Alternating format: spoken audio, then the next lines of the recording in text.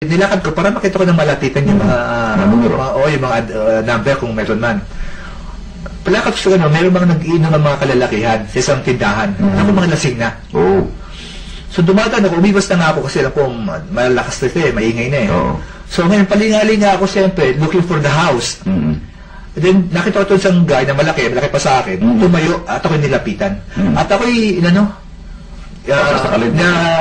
Nilakjaw yung hindi ako makagalaw.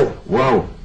At sabi ko, ang gagawin mo dito? Para siyempre, stranger ako sa area na yun pasigaw, galit. Siyempre, first instinct is to call the angel. I go, angel help me. At that instant, Sir Jimmy, he released the hold on my neck. And he became as meek as a lamb. Wow. Sabi niya, uy, anong ginagawa mo? Sige, naharap mo, tulungan kita. So the guy even helped me look for the house ng hinahanap kong kaibigan. Fantastic. He became so nice. Na moments ago, he was drunk and he was angry and wanted to harm you. And instantly, he changed. Well, that's something. Nakakapagtaka yun. Talaga nakakapagtaka yun. These are types of examples talagang hindi mo makakalimutan. Out of the ordinary di ba? Nakapunta ka, may waga, ganyan, Kaya, yun nga topic natin sa programang ito Waga, hindi mapaniwalaan na siya. Pero nangyayari. Kaya mahirap paniwalaan. At marami nga nagsasabi na puro kalokohan pero usapan naman niya sa programa na. Pero may mga katibayan at may mga studies na citing nga the example of Pierre Jovanovic na isang bureau chief ng French newspaper na sa Los Angeles na gumawa ng studies tungkol dyan. Merong mga tao rin dito sa atin sa Pilipinas na nakakita. Pero ikaw ba nakakita na ng anghelo? Ito yung naririnig mo lamang o napay-feel mo lamang sila pero hindi mo sila nakikita? Mostly, I could just feel their presence. Yung kailangan, ando sila. Kasi para bang mayroon ka nag-ganit na, andito lang kami, hindi ko na sila kailangan makita. Na pwede mo kausapin anytime, andyan lang kami sa tabi mo. Okay. Kasi kailangan naman sila spirit yung mga yan So they could take any forms. I see. They could take the form of a policeman o yung guy tumulong sa akin sa pag-check ng kotse. They could take any shape or form. Hindi po nakwento yung pag-check ng kotse yung nalubog yung kwento mo nga lang. Maganda yun. Ito kinento niya sa akin nung kami naroon sa Ciudad Verdadero. Personally lang, merong nag-signal sa akin. Mayroong babalik, makalipas lang alam patalastas. The Rotary Club of Capitol Hills Purposeful Stewardship Institute. Salamat mo at BZMM Radyo Patrol sa East 30. Parapsychologist par excellence. Chinilikaw ko sa Inner Mind sa DZMM. Okay, patuloy tayo. Balik tayo sa ating promotonan sa Inner Mind Radio. Kapiling program dito, ating panauhin na si Felino Danyada na maraming experience tungkol sa mga anghel. At meron siyang kwento ng mga dalawa. Bago natin balikan ating mga question, ating mga tagapakinig, meron siyang dalawang kwentong interesting. Okay, yung sa kotse mo na. Ito pa, pangyayari to ay nangyari na many years ago na rin. Ako po ay that time na sa Lucban, Quezon, if you're familiar with Lucban, ito po yung maraming mga kanal sa tabi ng kalye. Yes. Doon dumadali yung tubig galing sa bundok Banahaw. So, isang gabi po, kami po ay sa Lucban, kami kumain, ay ang lakas po ng ulan. So, ang nangyari po ay yung aking sakyan, kinuha ko sa kabilang kanto at dinrive ko para sundin yung aking kaibigan na naghihintay sa may tapat ng restaurant. Okay. Dahil po sa lakas ng ulan, hindi ko na po nakita yung tabi ng kali ay kayo palang kanal na maliit. So, ano nga po, yung dalawang gulo na ko sa sakyan ay nag-shoot exactly doon sa butas. Dalawang gulo yung front at rear tires ng right side. So, ngayon po, hindi ako ngayon makalabas, pag forward ako, ayaw umandar, pag backward, ayaw din. Sabi ko, the only way ako para makaalas dito, kailangan pumunang tow truck at ako'y hilahin. Sabi ko, isa na ako kukuha ng tow truck sa bayan ng Lokban na napakalayo. At saka sa ganung oras ng gabi. Ay alam ko po na ako yung angels ko napaka-powerful. At alam po, they never fail me sa akin po mga hinihiling. So I pray for a few minutes. Sabi ko, angel, help me get out of this canal na stuck na sakyan ko. So okay, after a few seconds, i-stuck ko yung kotse ko at ni-reverse ko yung cambio at I step on the gas. Miraculously, parang may bumuhat na aking sasakyan at inilapag doon sa Wow. sa labas ng kanal. Alam ko kung sino yung si Superman yun.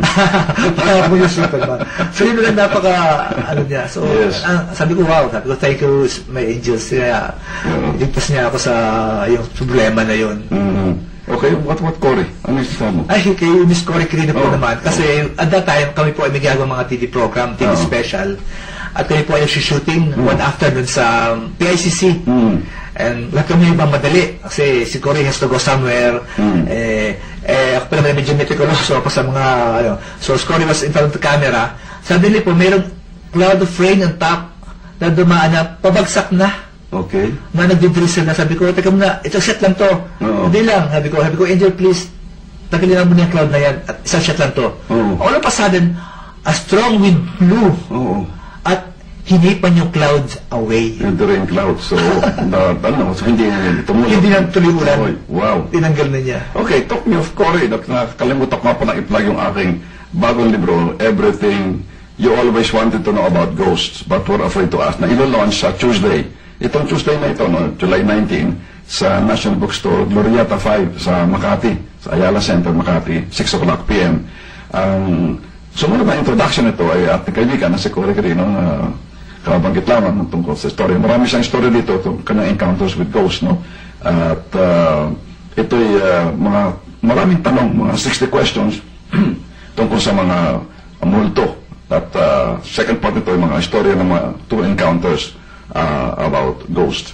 So ito'y yun sa napakamura nito, 200 pesos lamang, no, ang isa. At i-launch na yan sa Tuesday, alas 6, sa Glorieta 5 National Bookstore. Okay, at tanghayan natin ating mga text question, no? Sabi nitong si Albert Marquez ng Bawan, Batangas, your guest, very interesting resource person. I hope he will be able to write a book on his angel experiences. Thanks and more power. Yan ay sinasangayunan ko, no? Siguro balang araw hindi balang araw, in the near future ay sumulat ka ng libro. Para malaman ng tao, talaga namang totoo na mayroong mga anghel, no?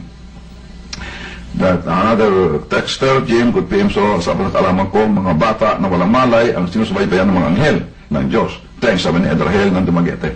Anong masabi mo dyan? Sa akin po mga nalalaman tungkol sa mga ating guardian angels, ang pagkakalam ko po ay lahat tayo ay may guardian angels. Kay bata ka, kay matanda. Sila po ay naka-assign na sa atin even before we were born. So paglabas po sa daigdig, sila po ay andyan na sa tabi natin. Okay. Tayo po yung ginagabayan, binabantayan na. Okay. Next question dito, good PM. How can we know or talk to our angels? Sabi ni Con ng Manila. Yun. Paano rin makakapag-usap sa mga anghel? Can you advise them? Madali na pong kausapin ng ating mga anghel. Sabi ko nga, sila ay laging sa tabi natin. Misa kasi ang anghel sumasagot sa maraming paraan. Kung meron ka mga katanungan sa buhay, ang kasagutan lumalabas sa tugtog sa radyo pagbukas mo, meron ka nabasa sa dyaryo o sa libro, doon minsan nakakita mo yung mga kasagutan ng anghel. But kung ikaw ay naka-tune in sa kanila, sometimes para kinakausap ka rin, it just comes into your mind yung mga kasagutan nila. Parang gano'n. Just talk to them parang as a casual friend. Parang they are really around. They are really your good friends. Okay. Alright, may mga nagtatanong ito kung saan tayo mga contact sa Nonoy Osaita, ay hinahanap pa yan, contact mo na kung makita ngayon, ano? Okay, sabi ni Dr. Romulo Malbar, I am watching the Inner Mind right now. So, thank you for watching, Dr. Malbar. Yan ang nasa Marinduque State College, yan ang presidente. Sabi ni Lexman, bakit sa Katoliko walang naglilibing ng Lunes? Masama bang maglibing ng Lunes? Ay, hindi ko alam meron ganong patakaran o practice, no? So I cannot comment. Meron ko bang komentaryo doon? Pagkakalam ko po kasi pag linggo, mga pare papahinga. Kasi linggo po day before sila po, busy sila. Kaya po yung time na mag-rest. Ayun. Okay. I'm Ben. I enjoy your sharing about angels. I believe in them strongly. I myself have evaded potentially fatal mishap. Avoided. I know my angel saved me. Sabi nitong si Ben.